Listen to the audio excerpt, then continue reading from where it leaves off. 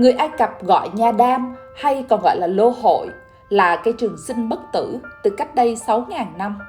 Lô hội đã được sử dụng qua hàng ngàn năm trên khắp thế giới như là một cây thuốc. Ngày nay, nha đam đã được trồng phổ biến và là một trong những loại cây hữu ích nhất, có công dụng chữa bệnh nổi tiếng, và nha đam đã là phương thuốc chữa bệnh ở trong nhiều gia đình, từ giảm ợ nóng cho đến khả năng làm chậm di căn của ung thư vú. Nước ép nha đam là một chất lỏng sệt và được làm từ thịt của lá lô hội.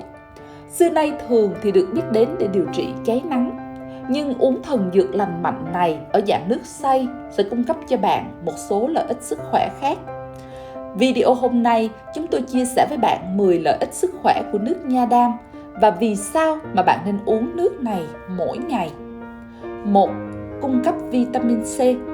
Trong 230ml tương đương 8 ounce nước ép nha đam thì có chứa khoảng 9.1 gam vitamin C. Loại vitamin này rất quan trọng đối với sức khỏe tổng thể của chúng ta. Đây là chất chống oxy hóa tự nhiên và giúp chống lại các chất viêm nhiễm, giúp giảm nguy cơ mắc bệnh tim mạch cho đến cải thiện hệ thống miễn dịch.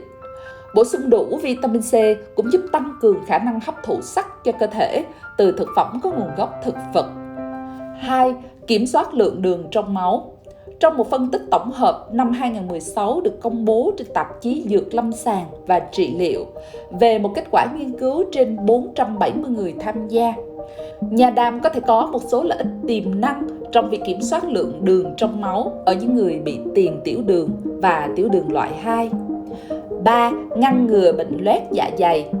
Theo một nghiên cứu từ năm 2014, uống nước nha đam thì có thể mang lại lợi ích tiêu hóa, chẳng hạn như giảm tỷ lệ mắc bệnh viêm loét dạ dày và cải thiện tiêu hóa.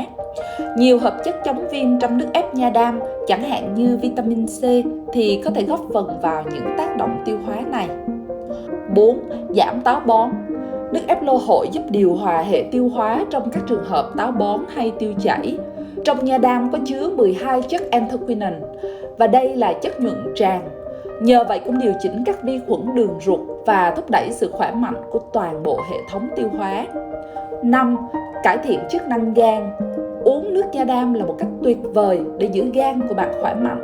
Lý do là gan sẽ hoạt động tốt nhất khi cơ thể được nuôi dưỡng và đủ nước. Nước ép lô hội rất lý tưởng cho gan vì cung cấp nước giàu chất dinh dưỡng thực vật cho cơ thể. 6. Giúp cho làn da khỏe mạnh. Nước ép nha đam là dưỡng chất cho da, đồng thời có thể giúp giảm mụn trứng cá.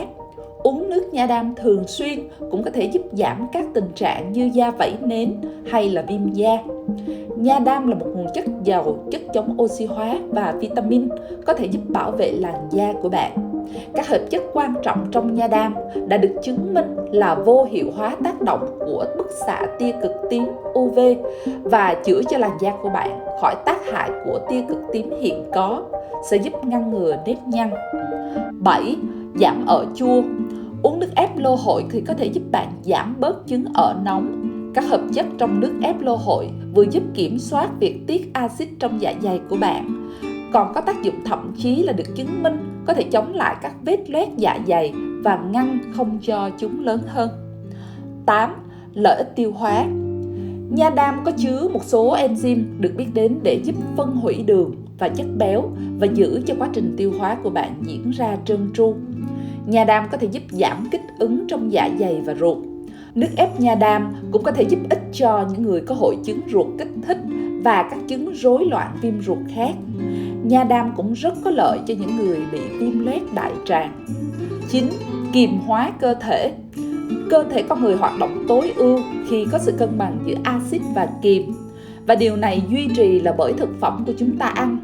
Để có một sự cân bằng lý tưởng giữa hai yếu tố này thì thực phẩm của chúng ta nên có 80% kiềm và 20% là axit.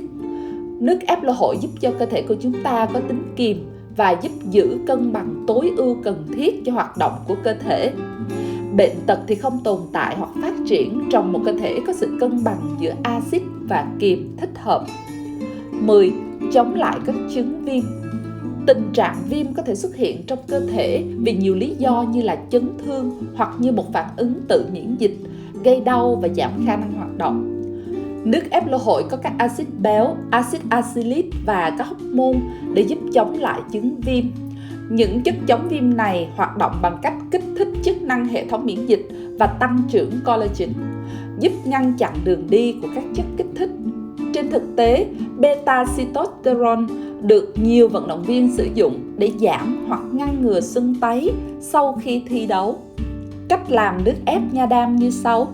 Nếu bạn thích video này, hãy ủng hộ chúng tôi bằng cách like, share và đăng ký kênh. Chúng ta sẽ cần một lá nha đam lớn, 700ml nước suối và máy xay. Dùng dao sắc cắt đôi chiếc lá và lấy phần gel nha đam bên trong. Đây là chất đặc trong suốt, chứa tất cả các dinh dưỡng có lợi cho sức khỏe. Bảo quản gel này trong hộp kín ở trong tủ lạnh. Cho 2 muỗng canh vào máy xay và nước suối. Xay ở tốc độ thấp trong 3 phút, cho đến khi gel nha đam được xay hoàn toàn với nước. Bạn có thể uống nước này tươi hoặc thêm nước này vào các món sinh tố khác và nước trái cây bổ dưỡng để tăng hương vị. Uống nước này mỗi ngày một lần để tăng cường sức khỏe. Một số lưu ý quan trọng khi bạn uống nước nha đam: không sử dụng quá 2 thìa gel nha đam cho mỗi lượt, vì đây có thể là một loại thuốc nhuận tràng mạnh nếu sử dụng quá nhiều.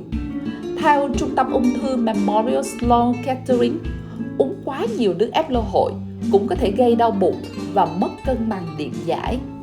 Uống nước ép nha đam điều độ là cần thiết. Nếu một người bị đau bụng hoặc bị các triệu chứng khác, họ nên ngừng uống nước ép này. Chúc bạn sức khỏe, giàu có và hạnh phúc. Hẹn gặp lại bạn trong những video tiếp theo.